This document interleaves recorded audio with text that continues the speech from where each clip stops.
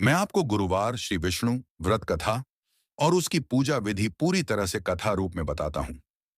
कथा गुरुवार व्रत कथा बहुत समय पहले की बात है। एक नगर में एक धनी सेठ रहते थे।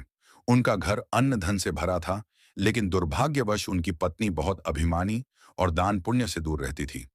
एक बार भगवान विष्णु एक साधु का रूप धारण करके सेठ के घर भिक्षा मांगने पहुंचे। उन्होंने कहा, माथे कुछ पीले चने, हल्दी या भोजन का अंश दे दो। सेठानी ने घमंड से कहा, जाओ जाओ, मेरे पास देने के लिए कुछ नहीं है, और उन्होंने साधु को तिरस्कार करके भगा दिया। साधु तो वास्तव में श्री हरि विष्णु ही थे।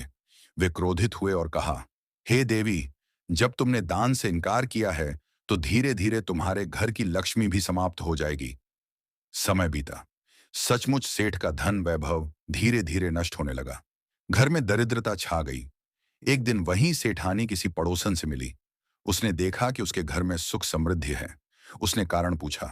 पड़ोसन ने कहा, बहन, मैं हर गुरुवार को भगवान विष्णु का व्रत करती हूँ, कथा सुनती हूँ और पूजा में पीले फूल, हल्दी, चने की दाल और पीले वस्त्र चढ़ाती हूँ।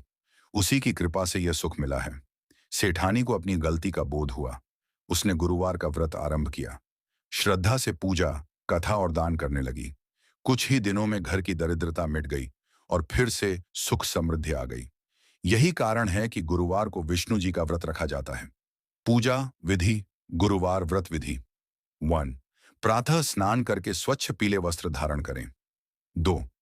घर को स्वच्छ करके आंगन में गोबर से लिपाई करें। 3. पूजा स्थल पर भगवान विष्णु या पीपल के पेड़ के नीचे पीले वस्त्र बिछाएं। 4.